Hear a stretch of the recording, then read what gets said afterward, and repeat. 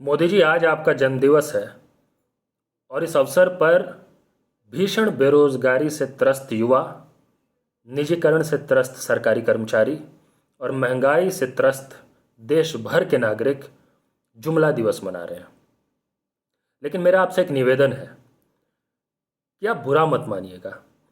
बुरा इसलिए मत मानिएगा क्योंकि जुमला दिवस मनाने के पीछे जो कारण है वो व्यक्तिगत नहीं है।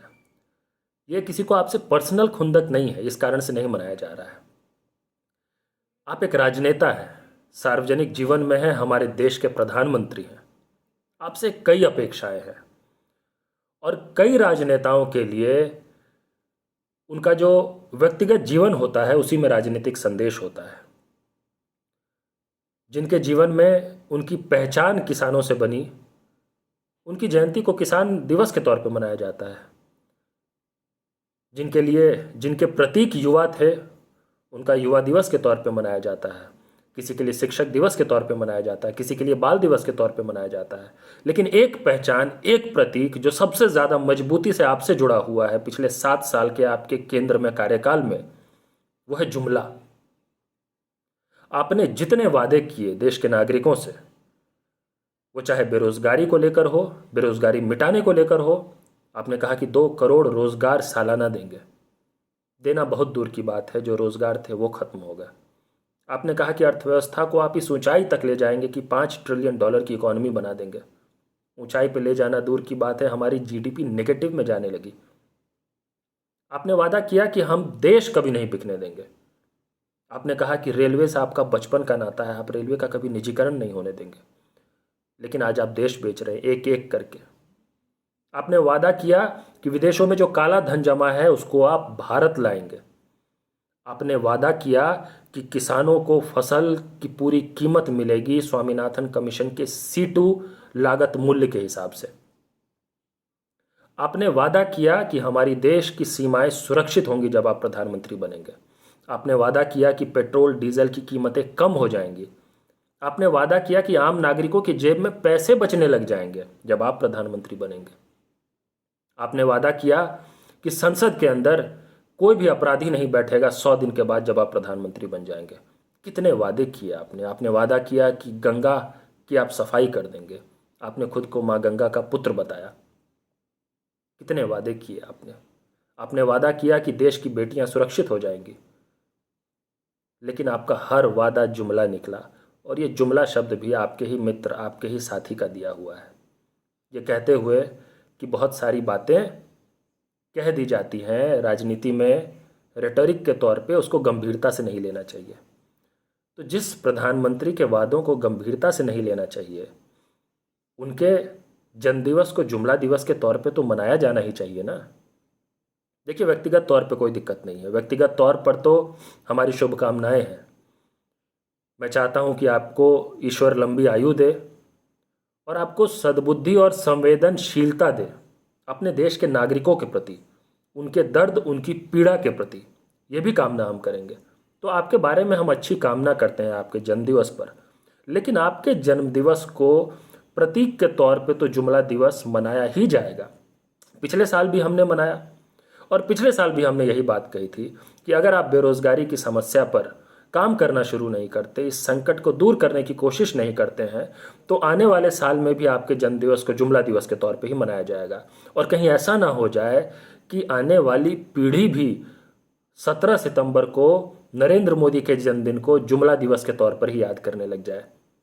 इसलिए आपसे निवेदन था कि आप इस पर काम करें, अपने ही किए वादों पर काम करें। लेकिन आपने ऐसा कुछ नहीं किया, इसीलिए मजबूर होकर इस साल भी हमें अपील करनी पड़ी कि इस साल भी जुमला दिवस मनाया जाए। और आप देखिए, देश भर में छोटे छोटे कस्बों में, शहरों में, गली मोहल्लों में, कई पंचायतों में लोग थाली ताली पीट रहे हैं, या जुमले का केक काट रहे हैं, या रोजगार मार्च निकाल रहे हैं।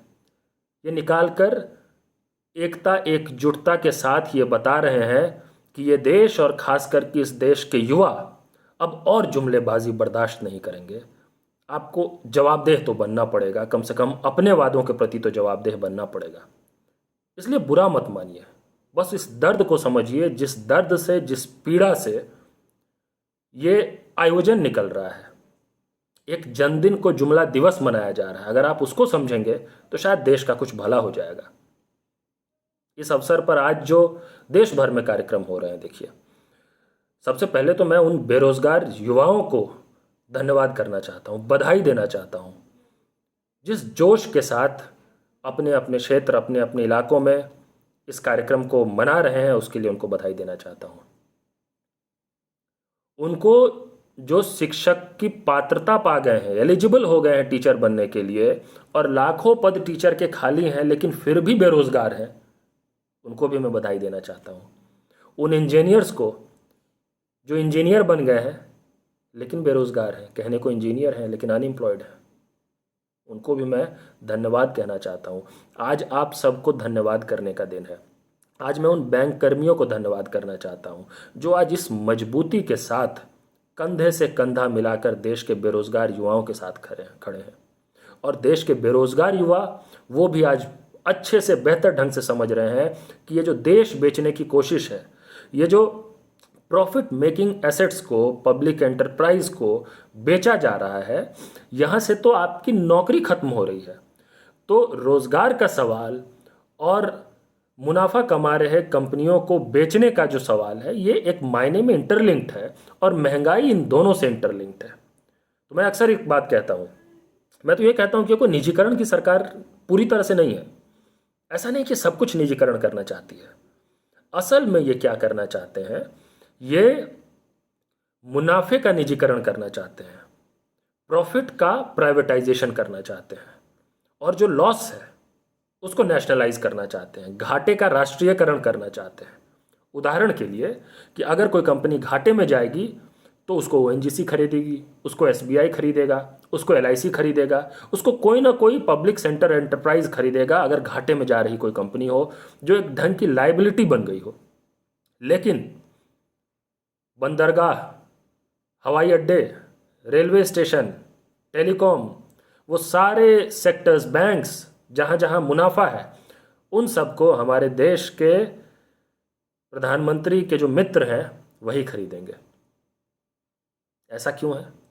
ऐसा नहीं है कि सब कुछ निजीकरण हो रहा है। देखिए, आपके हमारे घर में भी कई बार क्या होता है, आपके घर में कोई ऐसी चीज़ पड़ी हो जिसको आप लाइबिलिटी मानते हैं, आपको लगता है कि यार ये इससे कुछ मिलना नहीं है, इससे कुछ होना नहीं है, तो इसको निकाल देते हैं, इससे 500, 1000, 2000 जो भी मिल जाए इसको निकाल दो।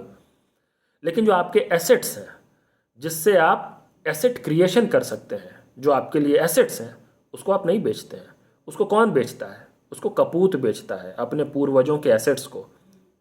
अपने बीते पीढ़ी ने जो मेहनत, संघर्ष, खून पसीने से जो अर्जित किया, उसको कौन बेचता है?